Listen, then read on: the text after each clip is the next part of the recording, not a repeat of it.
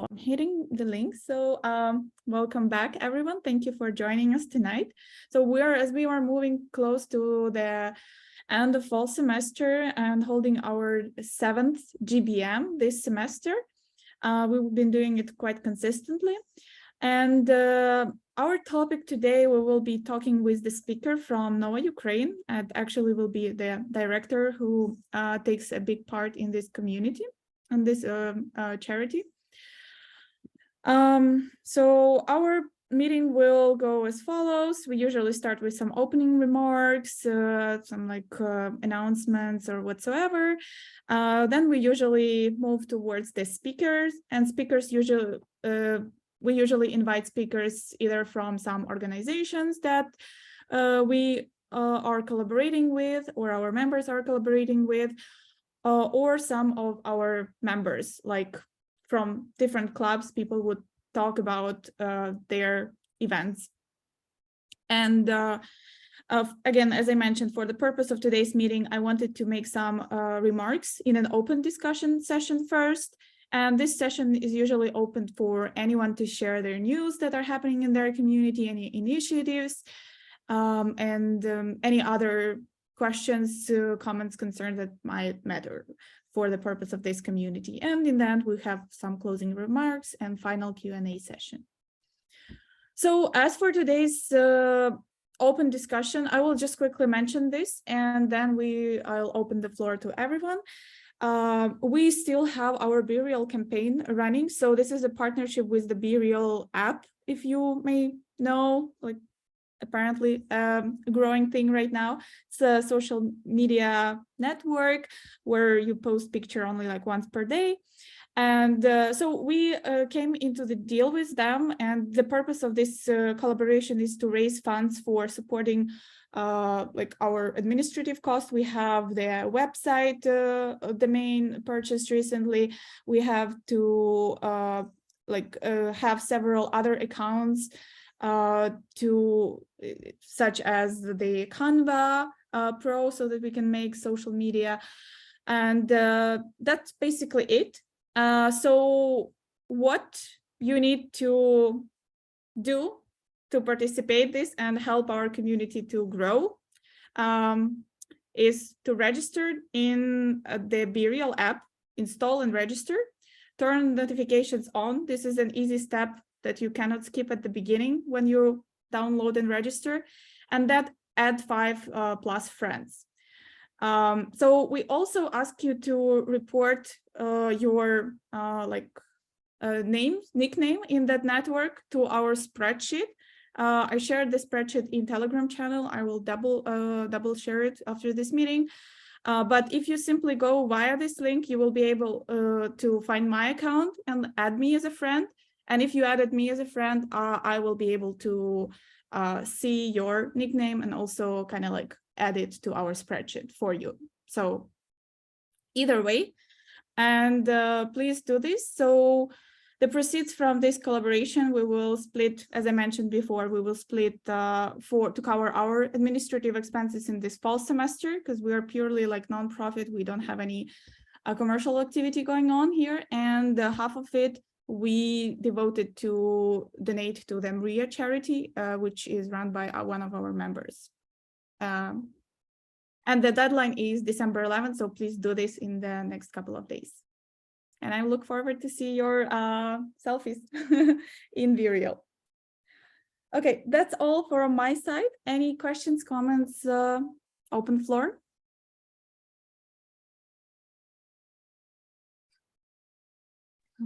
Can I just ask, you mentioned that we have to add 5+ friends, and who specifically should be those friends? Ukrainians or Americans, or people who are interested in what?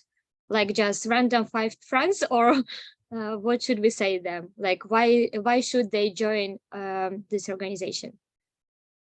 Oh, this is purely add 5 friends. It's connections on this particular app. Oh, so we should to add 5 friends of this organization. Yeah. Okay, sorry. Yeah. Okay. Yeah. It's like befriending on Facebook or something like that, like following an account on Instagram. I misunderstood. Yeah. Okay. Yeah. So by the way, at UW, you mentioned that you already were able to establish the Ukrainian club with the student government, right? Yes, we are already a registered club at University of Washington. Okay. And did you have a chance to hold any events on campus? What were those events? Can you tell us a little bit more about your community?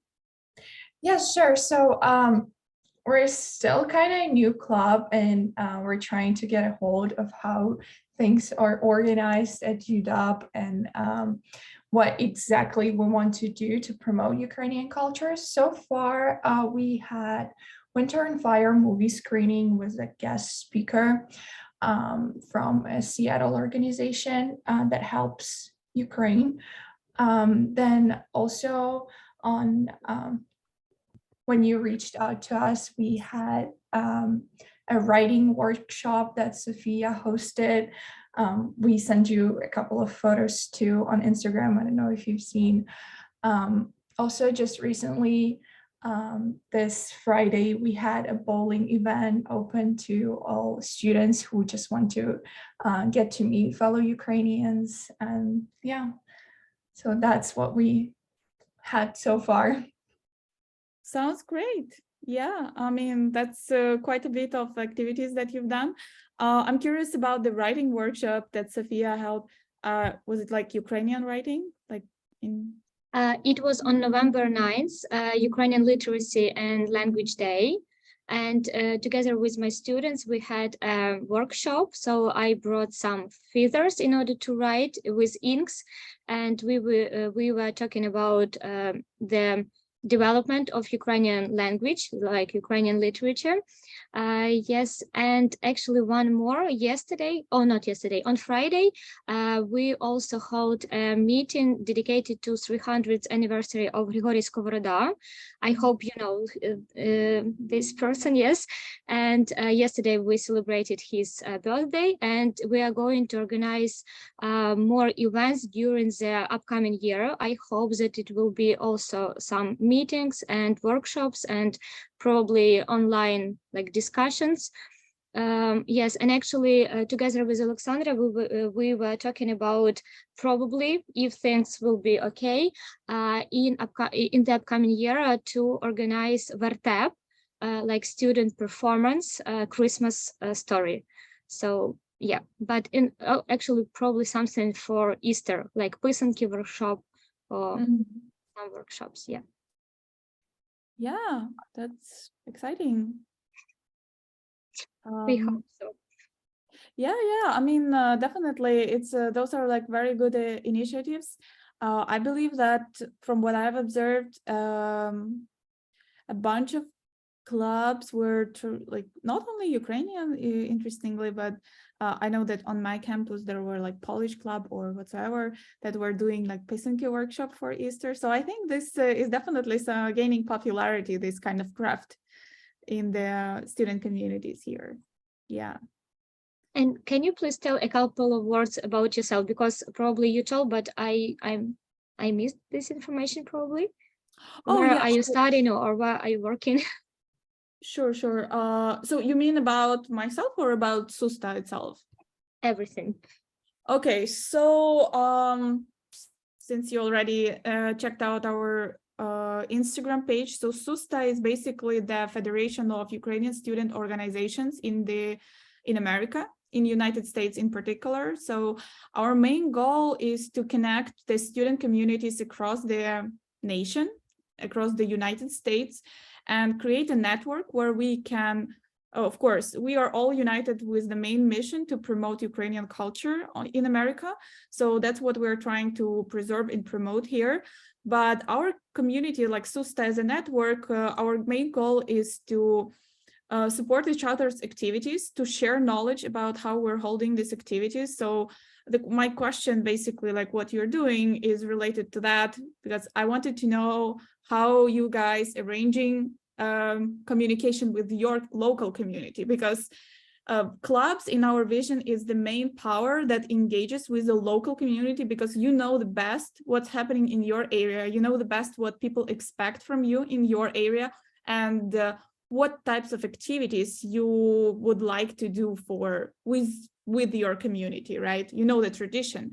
So you are the main driver in this all promotion, and we are here to support you, to coordinate and to extract knowledge, if I may say so, from one experiences, for example, like somewhere on the East Coast, so that then you don't have to reinvent the wheel again, put up the workshop. We have already everything ready for you in terms of like recommendations, where to start, how to proceed, some points that to point attention to when you're doing certain types of activities, so that it's easier for you, and maybe that barrier of jumping on, like, you know, doing something in your community, stay active basically, is a little bit lower than in general starting something new, especially in the topic that you don't have prior experience with.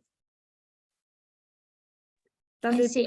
Yeah, excellent. And I have a question. If, for example, we are going to organize event, for example, online event, open for everyone, not only for like our students, organizations, members, is it possible to promote these events through your channel or through your contacts, like with other people throughout the US?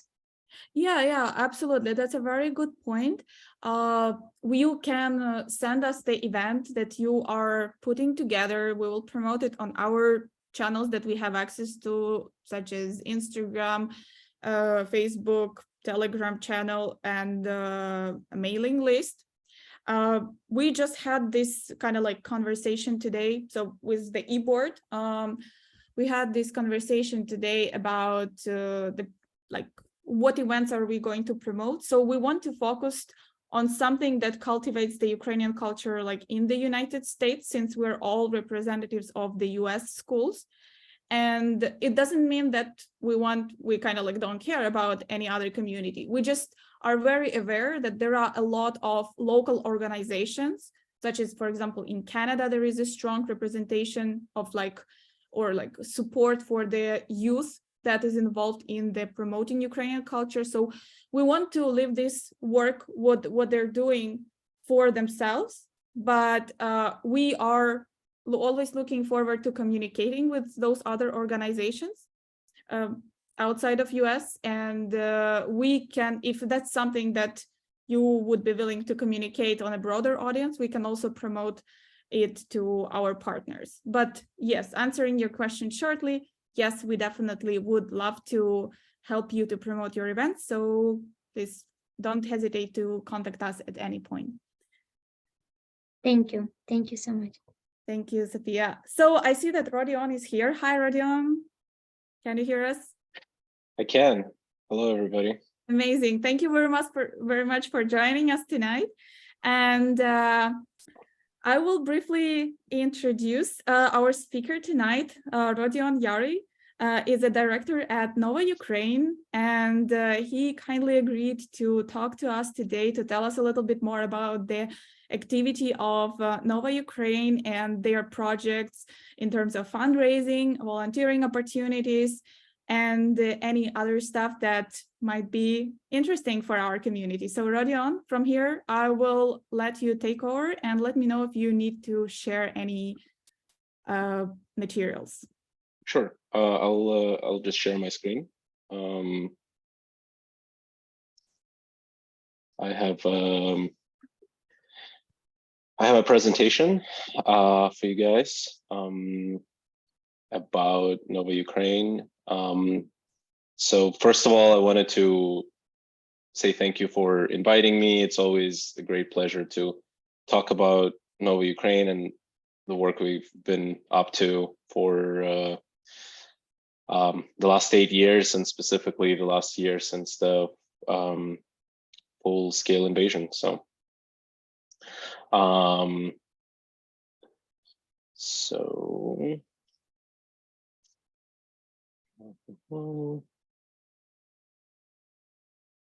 one second.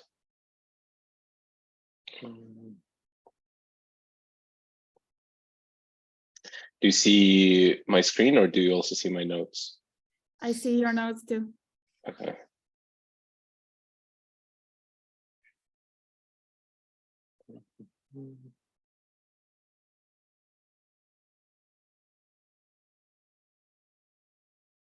now you can only see my screen, right? Awesome. Cool. So yeah, thank you for having me. I wanted to, I guess, open up and say, how many of you heard about Nova Ukraine before? Just kind of want to get a sense if you heard about our organization before. Well, I know Bogdan heard about our organization before, that's for sure, and Maria too. But great, awesome. So I'll get into it. A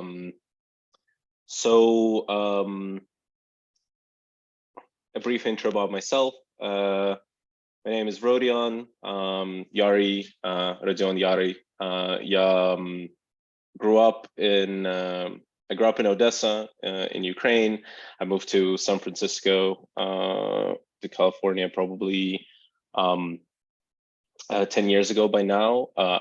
Just like as many of you, I went to schools here in California. I went to community college first, and I transferred to San Jose State University. For my job, I work as an engineer, work for a number of startups. Some of them are Zenefits, Labelbox, Remitly. And then, I'm a volunteer at Nova Ukraine. Been a volunteer for quite a while. Joined Nova Ukraine in 2014, and then joined the board in 2015. I also volunteer for a different organization called Ukraine Global Scholars, but today I'm going to talk a lot more about Nova Ukraine. So let me give you our founding story and the background on Nova Ukraine. So Nova Ukraine started during Maidan in 2013 to 2014, and it started from an organization called Maidan SF. By the way, do we need to record this presentation or no? Or is it being recorded already? We are recording it, yeah. Perfect. It started from an organization called Maidan SF, and then a group of people from that organization registered a nonprofit called Nova Ukraine in 2014.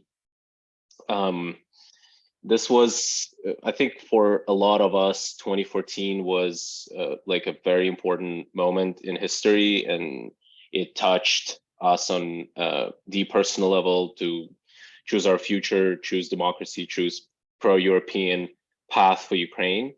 And that's why a lot of communities all around the world were uniting towards that mission, including in San Francisco and Bay Area.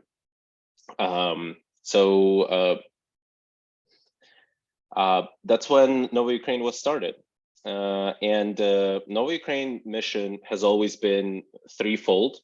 It was to raise awareness about Ukraine in the United States and throughout the world, provide humanitarian aid to vulnerable groups and individuals in Ukraine, and support Ukraine in its effort to build a strong civil society and eliminate corruption.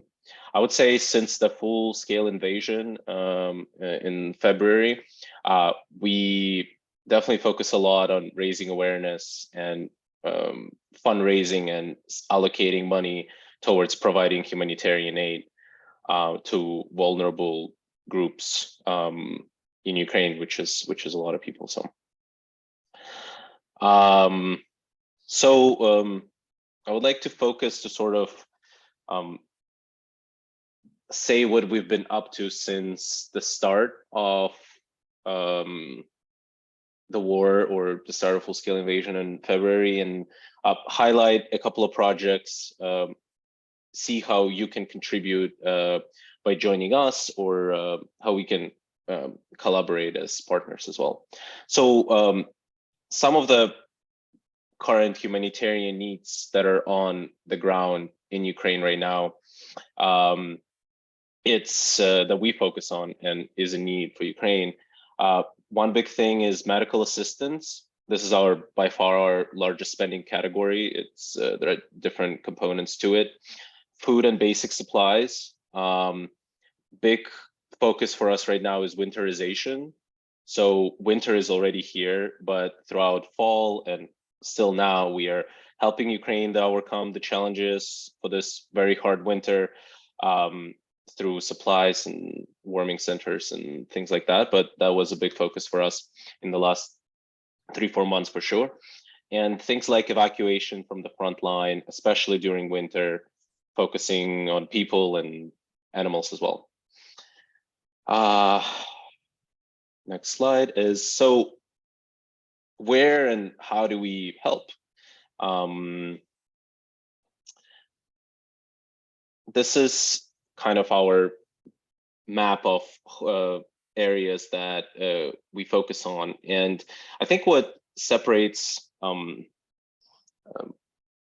it separates us apart from other organizations, I would say, and in our focus is we try to find as many trusted partners on the ground in Ukraine as we can through our existing network of volunteers and through running them through our background process to sort of add them to the network, so they because we know that they're better equipped to solve the problems for their local populations a lot more than we could be here in the United States. Some of the supplies that we help supply and buy are. Was there a question? No. Yeah, I actually had a question. So Sure. You mentioned that you rely on a partner network. Who are those partners that you work with in the regions, and whether you have like your own chapters in Ukraine? It's a good question. We do have a chapter in Ukraine. We have a partner organization with same name, Novo Ukraine, which is our representation in Ukraine, and they help us run a lot of our own projects. But at the same time, we also have partners in Ukraine, like in every region. We will partner with local hospitals or local nonprofits that help on the ground in there. So I will get to it a little more later on, but you can think of these organizations as local nonprofits that have background of helping either before or even after the February 2022 to help local populations. Things when it comes to things like food and emergency evacuations and things like that, we focus on finding the right partners to work with us.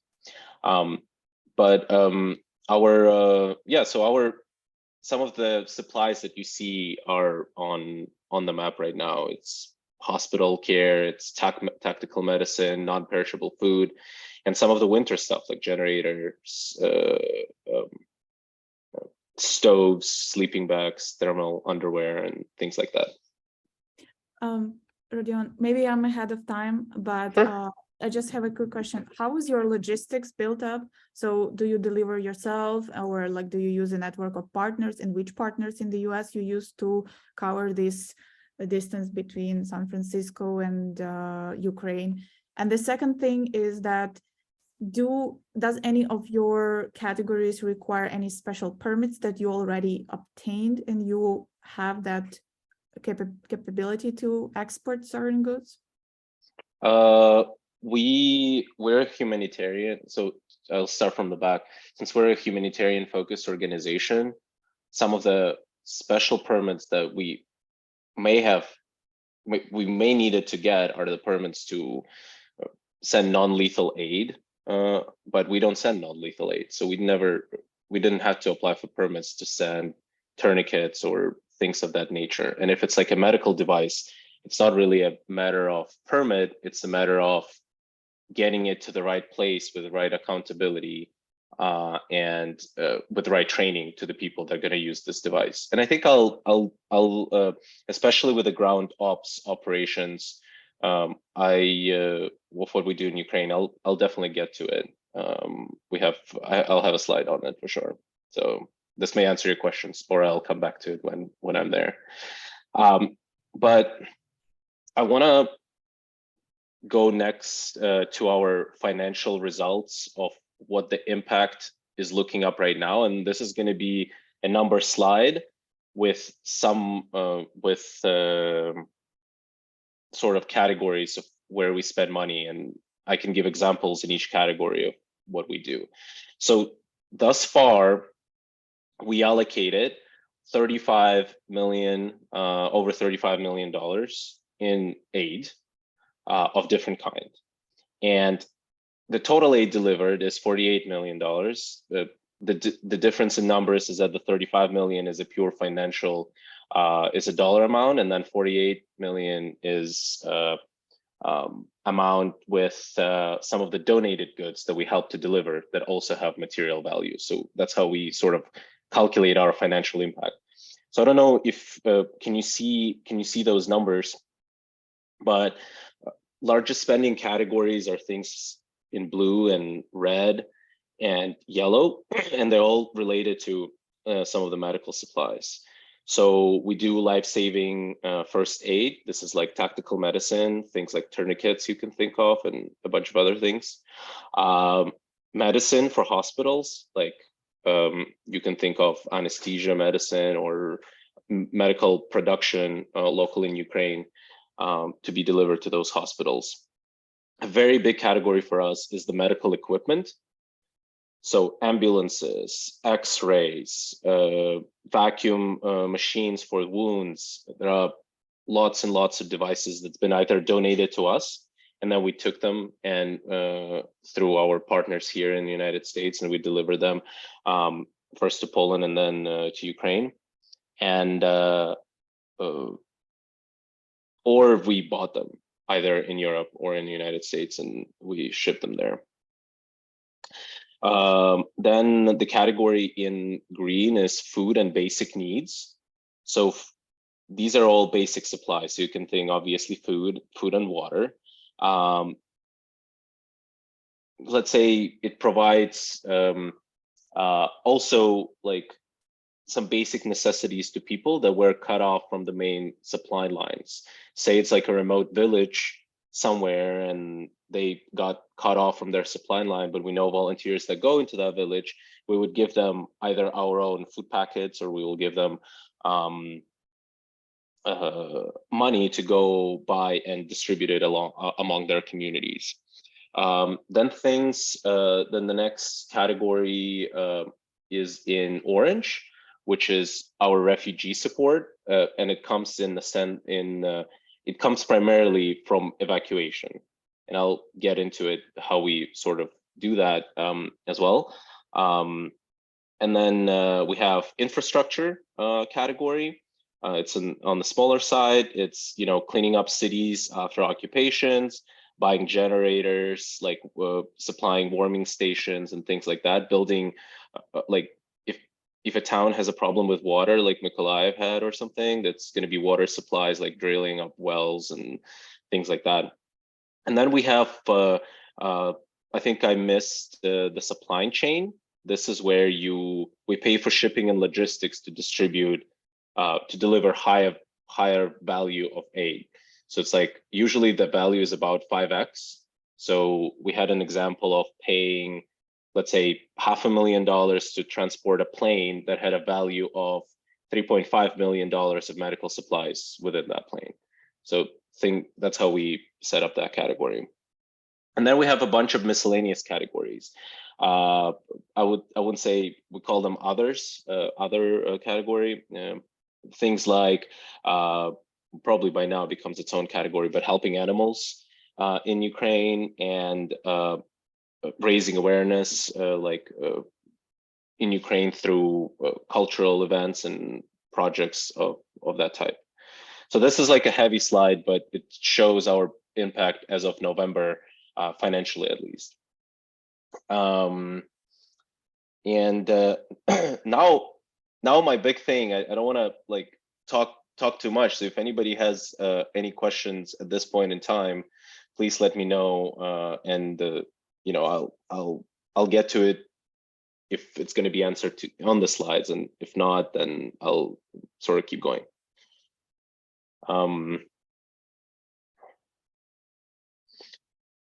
So now I'm going to highlight a couple of projects specific to, I'll pick a category and I'll highlight projects within a category. So for example, in medical, we deliver medical kits. at the start of the war, we were buying pre-bought like medical kits for like emergency help.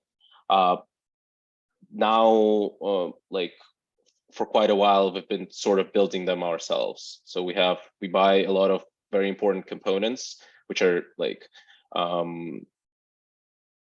obviously tourniquets, but Celox and other things, and we put them all together and distribute it to medics. And our current focus in this category is medical backpacks. So it's like a big backpack that could save lives of 4 to 6 people. I think it has supplies for that. So it's a very important category. The need for medical kits would not go away. I feel like it's not as urgent as it used to be at the beginning, but this need continues to be a big need, and we continue to allocate money for it. So you can see some of our Nova Ukraine volunteers are in Lviv are packing these up together. So that's an example of a medical projects, like delivering hospital beds. You can think of these hospital beds for ICU patients, and we deliver them to mostly they were donated to us, and we just needed to find hospitals where they can take accountability and get those beds onto their hospital, into their hospital. And I think in October most recently we replaced all of these intensive care unit beds in all hospitals in Mykolaiv, for example. So and Mykolaiv is a critical region for us, so it's and for Ukraine. So that's been fascinating what medical team has been doing for us. Another example of medical supply is neonatal equipment. It's everything, all the equipment has to do with, infant care. And we received large grants to cover this specific direction. It includes a lot of incubators and things like that become, and some of them become especially important during like power outages that are happening right now. For example, these infant warmers, the picture in the middle, like these could keep the baby in the right temperature for 8 hours when there are no electricity. So it becomes like very important. And then this is some pictures of us delivering a plane from Seattle. It was back in, I want to say it was still spring of this year, or maybe beginning of summer. And it was 3.5 billion worth of medical supplies. And what was awesome about this, and that's why I wanted to bring it up here, and it's been a while since this happened, but I wanted to bring this up, is because we did this in cooperations with Ukrainian students at Stanford and Ukrainians of Washington State as well. But it was like a great collaboration that we're always open to do. So, and now I'm switching to this specific slide. I'm rotating from medical into our ground operations.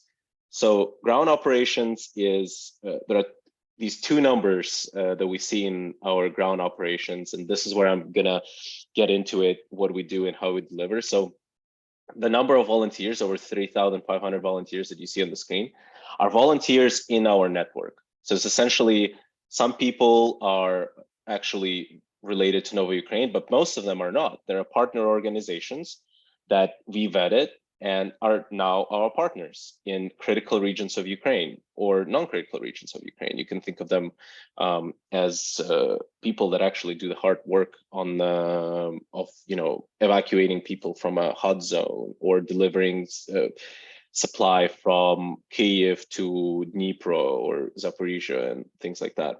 So a great number to highlight is that, I think this number is as of November, we delivered, or as of October actually, we delivered 9,500 tons of weight of different sort of deliveries. You can think of these like a bunch of food, like from local factory, or iron stoves from one place to another. And that's just a fascinating number of what we were able to do with with help of our volunteers and partners on the ground. And this is sort of will describe our operations a little more. We have these coordination hubs in different cities. We have one in Lviv, we have one in Kyiv, we have one in Kharkiv, and we have one in Odessa. And this helps us cover all regions of Ukraine, except Crimea, because it's under occupation. We can't get there.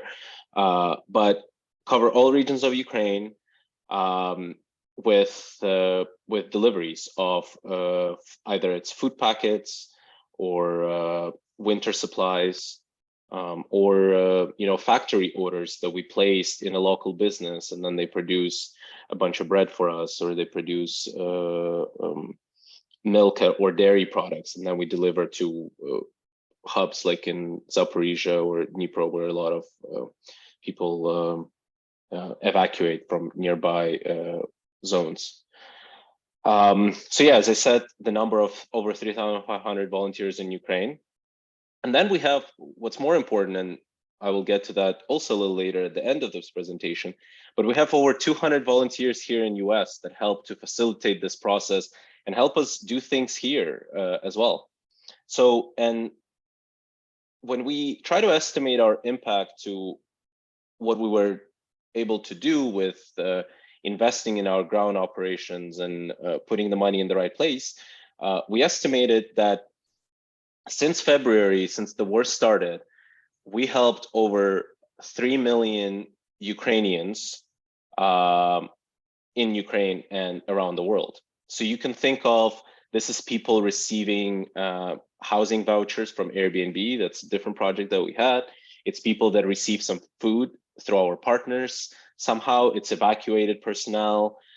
You can see this breakdown for this specific statistic on our website, but it pretty much counts all the people that were fed or helped in by us. It's an estimate that we run based on the money we provide and the data that we receive from our partners. So, and we have the technical tools to estimate it, like the CRM and things like that. But this was a big milestone for us to be able to help that many Ukrainians in Ukraine and even some in the United States. So great milestone for us, but we'll hopefully we can help even more. Our goal is, of course, to help every vulnerable Ukrainian in need. Rodion, just a quick question here. So you mentioned that you help not only people who are currently in Ukraine, but also people who are abroad. Can you explain a little bit more? How do you basically find those? I think from abroad is we couple of projects that we supported abroad. Let's say in Europe, was say there was a children camp or something like that. So there's a single mothers, almost all the mothers are single mothers now because fathers are in Ukraine, right? And they will set up a children's camp over the summer, for example. A lot of times we may have somebody like if somebody makes a donation specifically to support refugees, like that's a very good project that we can, for example, support. But I would say that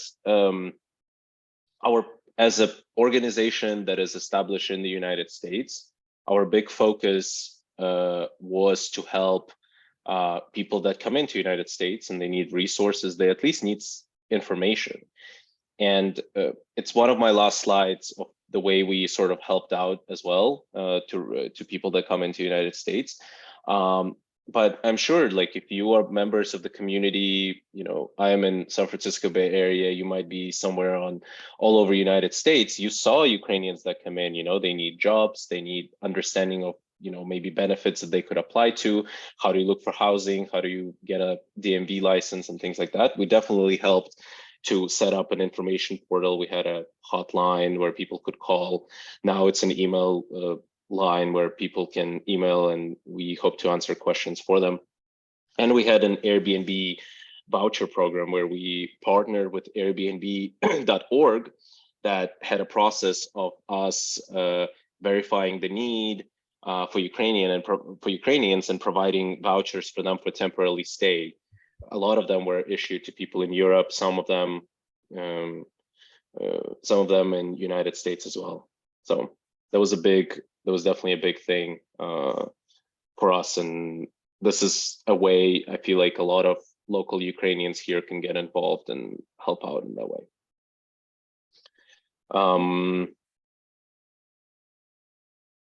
So my next slide is a current focus specifically, I would say specifically with things we've done and we continue doing to prepare for the winter and to actually help during the winter. So we purchased a bunch of winter related things, like different types of stoves. You can see some of them on the picture. There are potbelly stoves, there are rocket stoves. It's like pieces of rockets, and they were making stoves out of them. There are some gas and electric stoves. We buy thermal underwear, we buy sleeping bags, we buy generators, heaters, rescue blankets, things like that. And the projects and directions for us that we were focusing for the last couple of months and keep focusing now is we want to buy things that are manufactured in Ukraine if we can, because that keeps local economy going, that gives people jobs, and it helps Ukrainians in need. It's like we get 3x return essentially on this investment. So things like potbelly stoves, heaters, sleeping bags, we find production in Ukraine. We prepare winter prep instructions for them because people don't really know how to use these potbelly stoves and could get hurt. So one of the big things is warming facilities for us. And we have a big project yet to be announced with the warming centers in Ukraine. It's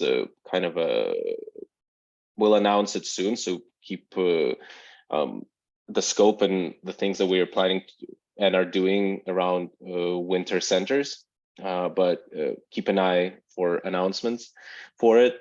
And of course, like portable water and like emergency winter repairs, this is going to be one of the hardest winters. So we're working to prepare community and Ukrainians for it. This is a pretty cool video so this is a next project that goes on to describe what type of things we do as infrastructure, for example. And this is a cool video that this organization in Kharkiv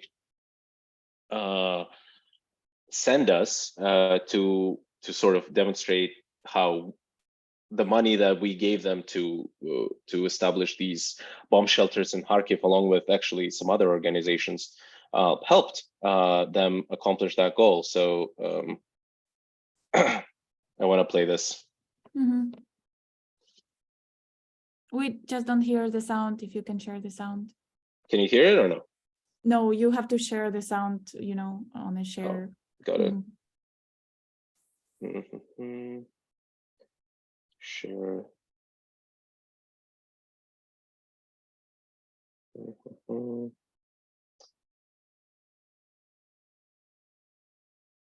MacBook Pro. I don't know how to do that actually.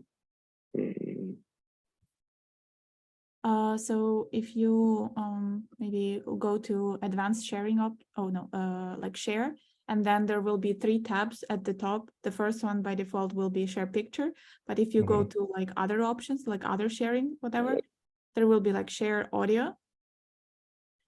Yeah, I remember that now. Let me see. Share computer sound. Yeah. Let's see if it works. але немає достатньої кількості бомбосховищ. Питання, як швидко забезпечити безпеку 100 тисяч харків'ян?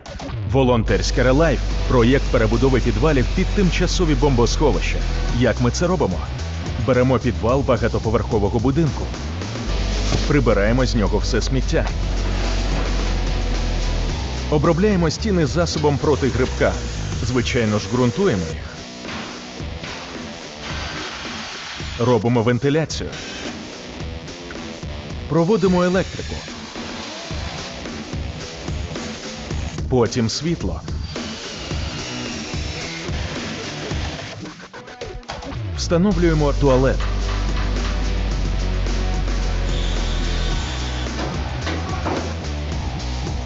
І розміщуємо піддони для ліжок. Наче все. І так 1700 разів. Щоб якомога більше харків'ян мали безпечне укриття. А сусід продовжував свій рух за кораблем. Волонтерська релайф. Будуємо тимчасові бомбосховища для 100 тисяч харків'ян. So yeah. This is an example of us investing in our partner, for example, and them doing some great work. And you can see that we're not the only ones that were there. Razom is a big nonprofit that a lot of people also know. So it's a great partnership for us to help build bomb shelters in Kharkiv. And then a big, I would say a big focus for us also that remains to be the case is to conduct evacuations. I don't want to go into too many details, but with evacuations, there are two routes. There is a route through a front line or a front line through, if the city is not occupied, then we try to get people out. But if the city is already occupied, there may be routes to go through the front line. And then there are routes to go through Russia and potentially a filtration camp, which is horrible, but later to EU. So that's also something that we help and try to get Ukrainians out. So kind of I'm coming back to that slide about evacuations, about not evacuations, about refugees in Europe and in the United States. So I already said that we had a partnership with Airbnb.org, and we had vouchers to give out, and a lot of them were give out to people in Europe. And then, but we did have services that we did in United States. One thing that I'm not mentioning on the slide, we had some volunteers that were in like Mexico, Tijuana border. They were doing some work for us there. We had a hotline where people can actually call and or email, and then we can help them answer questions and connect them to resources. Currently, we only have email only line where people can email and get the answers, and we have the team that helps to answer the backlog that comes into us. But I think a big thing that we're proud of is we built a portal with resources for refugees that we keep updating, keep adding new content, and there is a team behind this. And it could be found on the top of our website at novukraine.org. There's a refugee portal, or you can go to refugees.novukraine.org and find information mostly for refugees in the United States. There are also helpful links for so Ukrainians can get information of like in Canada and in Europe, like France or Germany, things like that. I would say the next. So I've already been talking for like 35 minutes, but yeah. I would say the next big thing is, I demonstrated all these cool things that know Ukraine that I think are cool and are impactful that we're doing. But I sort of wanted to encourage and to you and possibly your friends and people in your community to see how you can join us in spreading our mission and helping Ukrainians in Ukraine and abroad. So the process is pretty simple, I would say, and is our team work hard to make it pretty well defined. I want to sort of do it with you right now. You can go to our website if you find it inspiring and want to join, and you can click our Get Involved page. There's obviously, you can get help financially, which is our donate page, but you can donate your time and skills.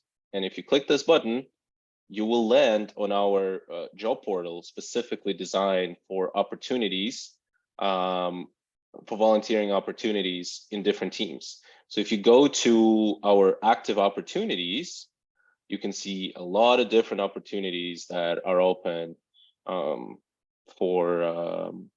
at Nova Ukraine. So you can see, if you are a writer, you can become a social media writer. If you love animals, there is a lot of positions specifically for animals team. There are a Salesforce developer that's specifically for a CRM, Twitter, social media, event manager, recruiter, marketing, website support. There is a lot of things, and they're pretty well defined. So you can pick and choose and think of a skill that you would like to donate, and hopefully find something here. And look, there is a program manager, ambassador, media solicitor.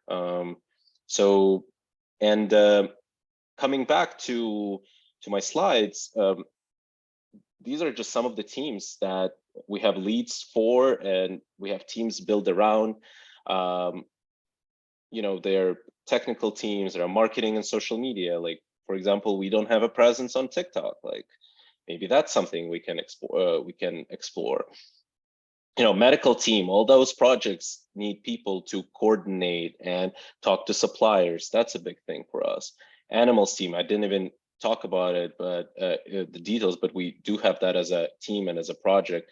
Event planning, fundraising, grant writing, CRM. We have a CRM tool where all our partners and communications and evidence and things of that nature live, and we need somebody to build new features and support for it. It's in Salesforce.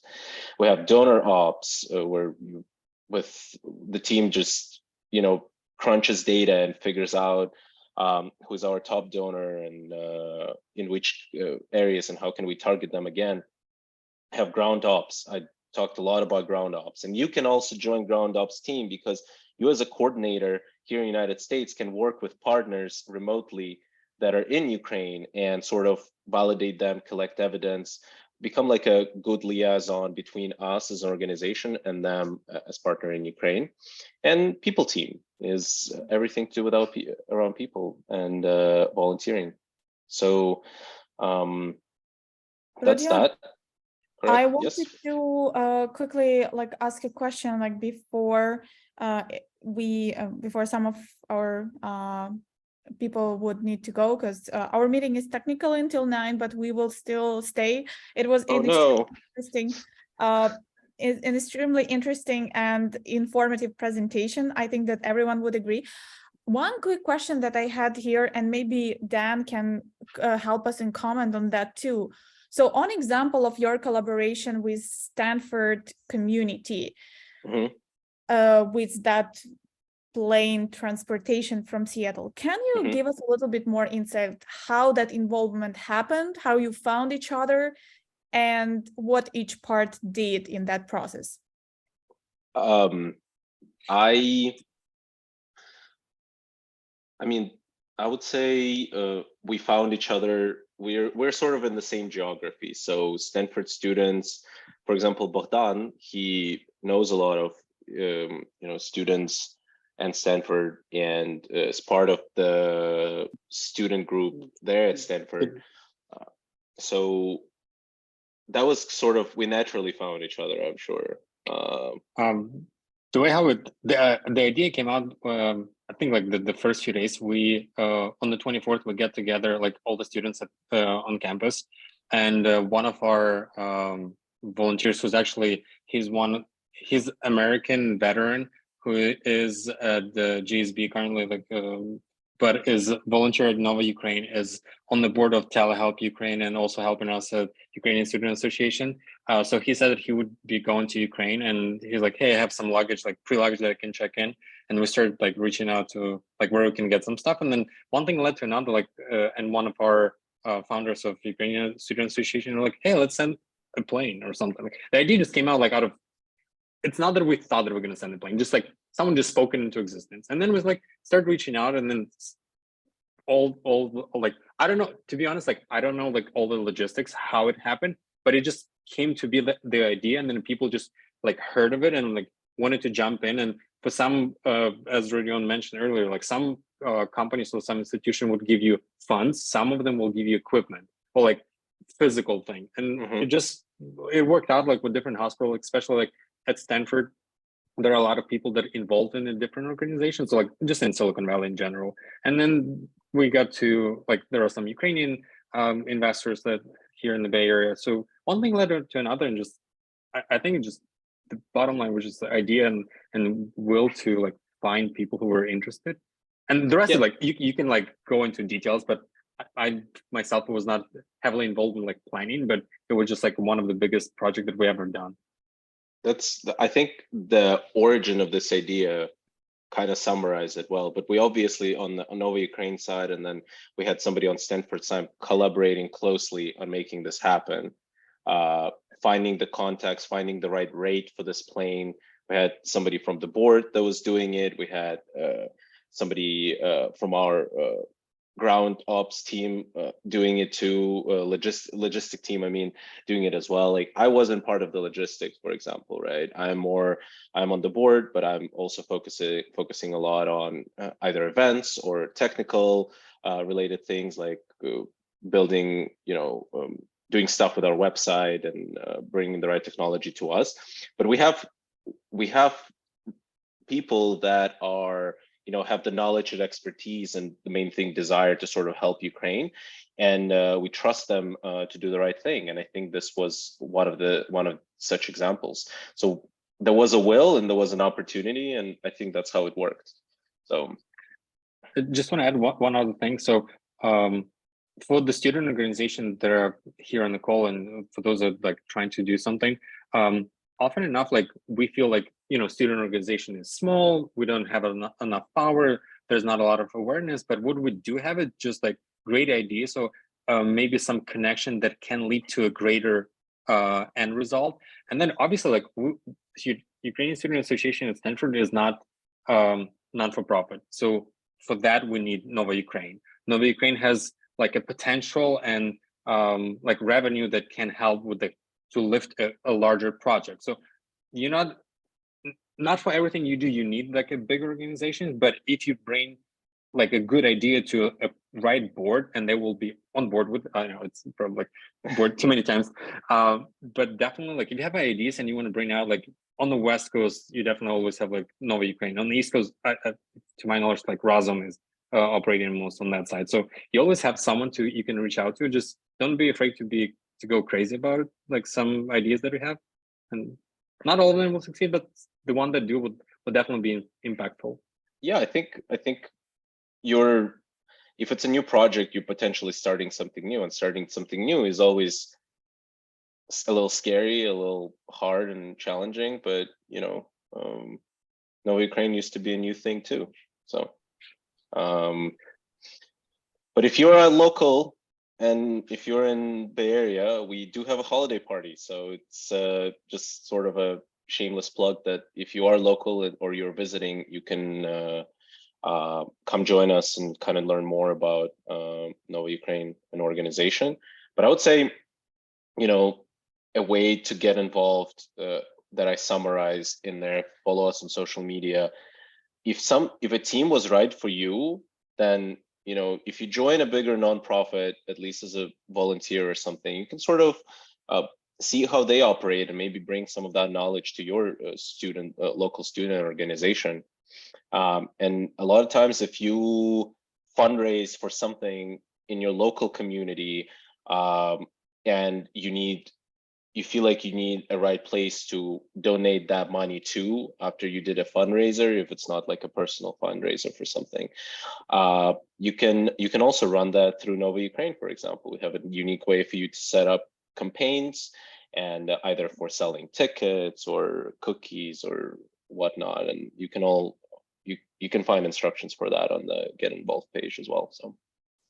Brilliant. Just have one question. You showed the slide where you have like $35 million worth of like financial goods, and then you have like $48 million. Who is your biggest donor? Like, where are you getting your revenue from, like primarily?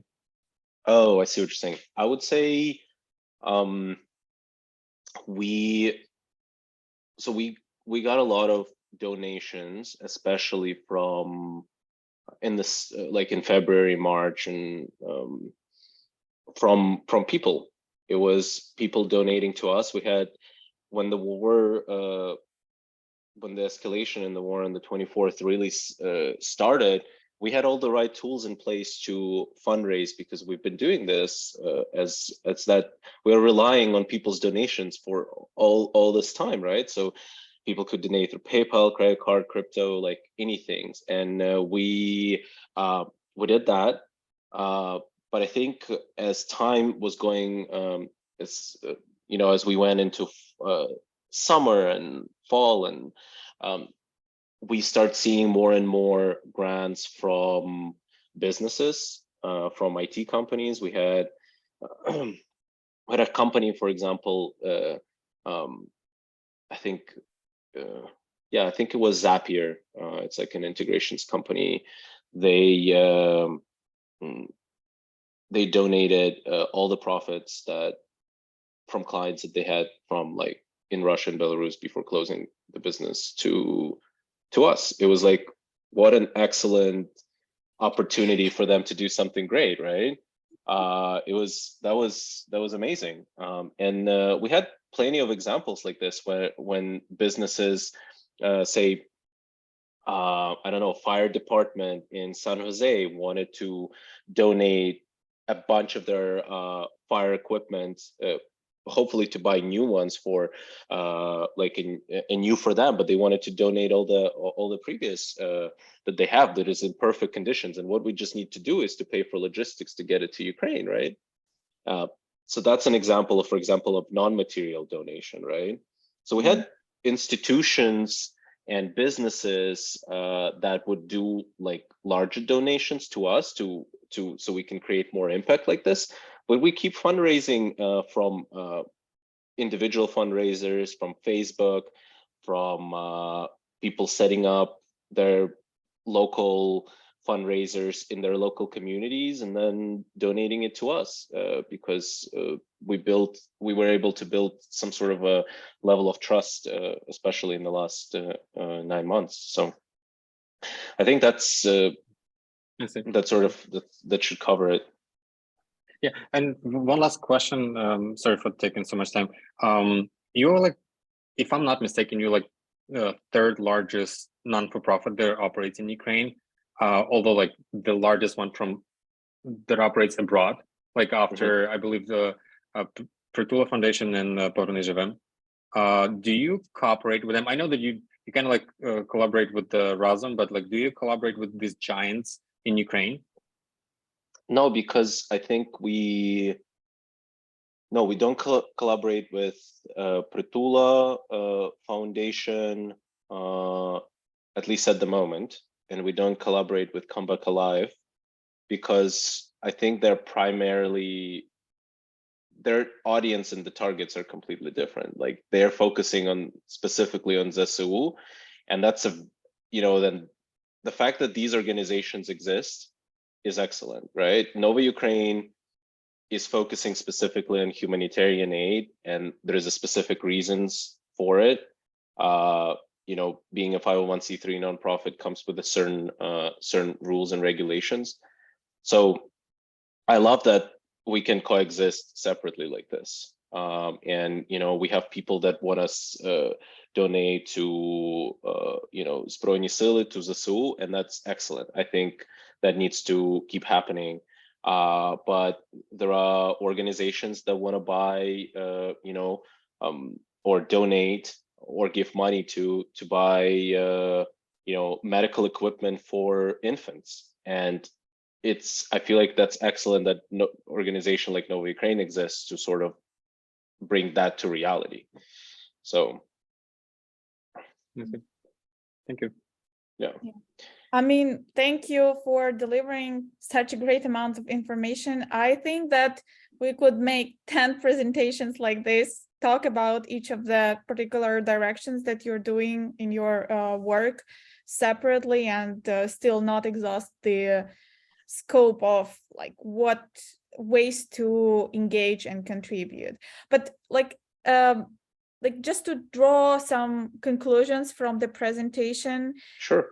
I wanted to just clarify here or reiterate what has been already mentioned. So with the great example here, like that you've discussed with the Stanford community that helped to set up this campaign for delivering goods.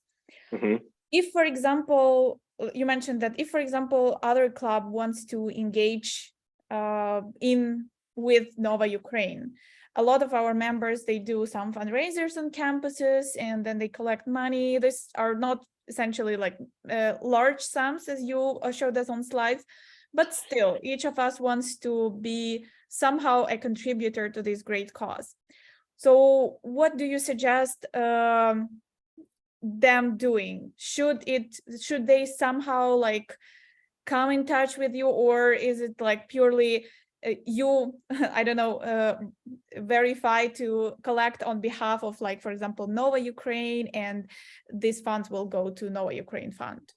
I think the easiest example, you can there are a couple of things that you can do, I feel like, but to give you an answer, you can contact me and you can choose a direction, for example, and I can probably give you this information essentially in regards to fundraisers within your local community. So the way we enable these other people to do fundraisers in their local community is we use technology like Facebook fundraiser, and we use this other tool called CrowdChange. And the way it works is, with Facebook fundraisers, I feel like people are aware of what that is. Most of the time you set up a fundraiser for a specific thing or non-specific thing for your birthday or something, and then you collect this from your friends. You can, judging from our website or the information that I just shared, you can set up a custom fundraiser on Facebook to support a very specific initiative in Ukraine, like very specific area. For example, you're passionate about animals, you can say like help evacuate animals, or if you're passionate about helping Ukraine prepare for winter or survive this winter, you can say like fundraising for 10 generators. And that's something that could work within the Facebook fundraiser, for example, right? But if you were to, there are other ways to do it. And we have this platform called CrowdChange, for example. And here you can have a community fundraisers that's going to be targeted for your specific thing. So you can say it's like kind of like GoFundMe, but you can do the same thing on GoFundMe, I suppose. But we have an additional level of verification. So you can come to CrowdChange, you could create the campaign where like, oh yeah, this campaign makes sense for you to do this, we will approve it, and then you have a mechanism of collecting donations through this platform. And that's sort of like a technical solution to this specific problem of it solves the problem of how do you donate to this specific organization. And then it also has a place where you can go ahead, share it within your community and actually do it. So it's kind of like, it allows you to do something like that. And I guess, like, for example, I think, let me give you an example that was Bay to Breakers, every step helps Ukraine. This was how much we raised. And this was like local volunteers engaging Bay to Breakers, which is like a run that goes across San Francisco. And we all did a run. And the volunteers that were organizing the run, they sort of spread it among the runners, and people wanted to donate, for example, right? So this is an example of engaging community of runners. So I'll just mention the ones that I actually know about and kind of can talk a little bit. So I think this was Passover fundraiser. I think this was by our volunteer and longtime supporter. Oh, I don't want to show who donated, actually. Sorry, I think mine is an admin view. So you can sense that, for example, this was her. Oh no, this is public. Okay, all good. I'm not leaking somebody's information. So you know, this is from like a Jewish community here in San Francisco. So that was specifically for Passover. They made something, and you know, I think they had a specific target and specific organization that they had in mind. So that was this was an excellent way to help. So, and I think we found this to be working for people trying to fundraise for us or do something for their local community, fundraise and then donate it to the right place. So this tool and platform can enable you to do that, as well as Facebook. So okay, great. I didn't want to leave some questions here in chat unnoticed. There were two questions actually. Yeah. Oh, great. Let me look at them. Yeah, the first one is the number of volunteers is impressive. How do you keep in touch with all of them? Thank you. So we use Slack, and where once you go through onboarding process, you join our community in Slack, and there are different teams within Slack. But I think if you join a specific team, then that team has a lead. So you keep in touch within your team, and like you would if you were to work for if you work for a company, right? So that helps with at least, as I said, 200 people that work in the US, for example. But I feel like this question may have touched for how do you keep in touch with 3,500 volunteers in Ukraine that you're doing? Well, with the help of people that are in the United States and that are in our branch in Ukraine, they're coordinators. We have specific people that have a certain limit, a certain number of partners that they communicate with and they keep in touch with, and that they run a background check on, and they sort of have close partnerships with. And one person who is either a volunteer in the United States or in Ukraine, this person can have 15 different partners in like Mykolaiv and Kharkiv and things like that, and they're in communications with those partners, and each partner may have 20 volunteers, right? The person that we have in as coordinator, that person really doesn't talk to 20 volunteers. They talk with a representative of that specific organization or partner.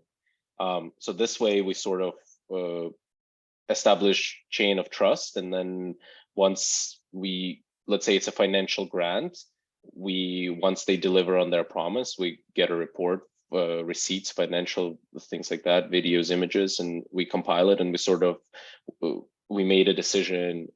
Like we look at all that information and we say, oh, is this partner worth sort of keeping?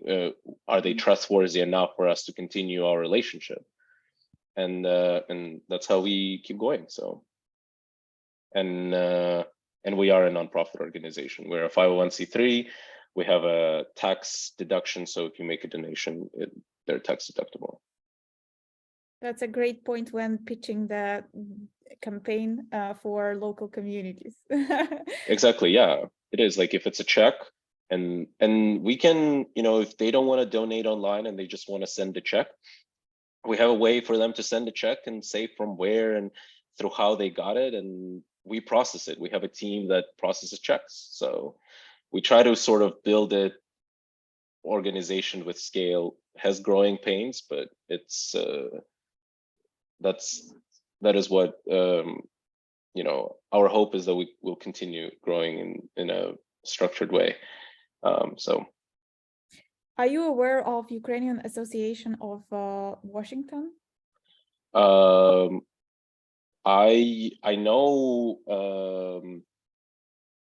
know of a couple of people in Washington that organize events and that are in Seattle, but and so I would say we have a liaison to that to Seattle, but me personally, I don't know that many. I just know a couple that sort of can connect us there, but I know that a lot of things are happening in Seattle too. Like I was just at the Ukrainian event yesterday. Somebody was telling me that there are some events planned in Seattle and in that area too. It was like fascinating. I'm happy to hear that I don't even know about all the events that are happening, and they're still happening, and it's great. So that's actually Sophia was asking, who currently lives in Seattle. So Sophia, do you have anything to add? Do you know about any events in the Seattle area? Yes. Hello, Rodion. Thank you so much for your presentation. Just quick introduction. I am a Ukrainian language educator, like teacher at University of Washington. And we have been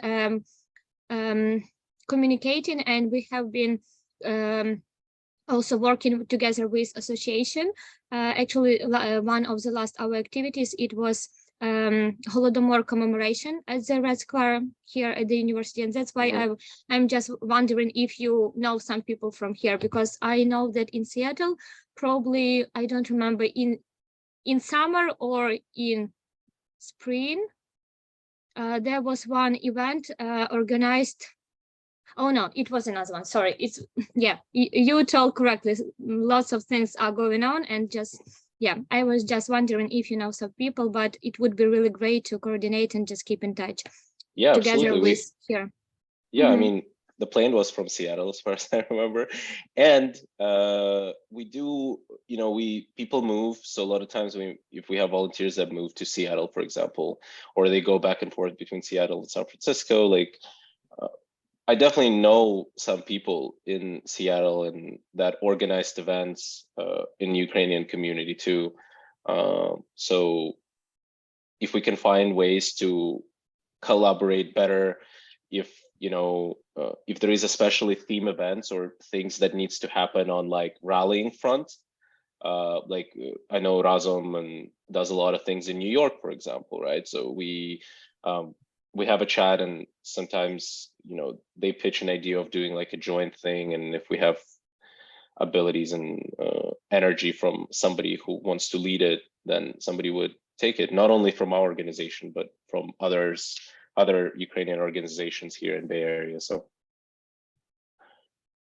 yeah, I am not specifically a member of Ukrainian association, but we just support and try to share the information among university community, and that's why I think it would be better just if you have some questions, not questions, but contacts here in Seattle or Washington, so we can just cooperate and spread the word.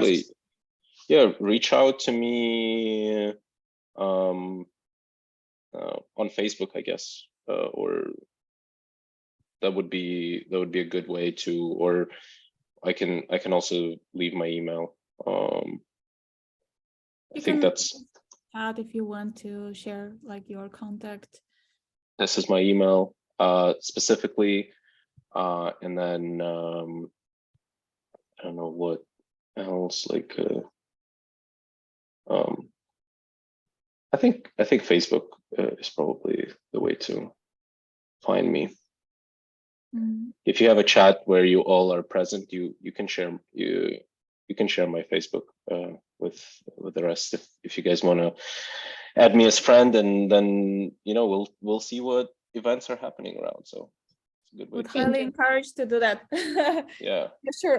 I'll share your link to your profile in our chat, and hopefully this will yield some good collaborations and cooperations. And in fact, we already know of instances of our members who learned about some fundraisers that are going on, like launched by other the people who came in the meeting, and they cooperated and helped significantly in their cause. That's awesome. I mean, we're stronger when we're together. So absolutely, that's true. Yeah. Great. Well, thank you very much, everyone, for joining us tonight. If you have any comments, final comments, questions, concerns, I'll hang here for a couple of more minutes. We're already in a 9:30 mark here, approaching. Yeah. I thank Rodion very much for joining us tonight and sharing his knowledge about all these wonderful initiatives. And again, thank you very much for everything that you and your organization is doing, and for everyone who does it on their campuses to support Ukrainian culture and people of Ukraine at this particular moment. Yes, thank you guys. Thank you so much. Slava Ukraini. Героям слава. До побачення. Все, до побачення. Будьте здорові. Have a good evening. Okay, so any questions, Tyler? I'm good. Have a good night. Thanks so much. Good night. Bye. Take care, bye.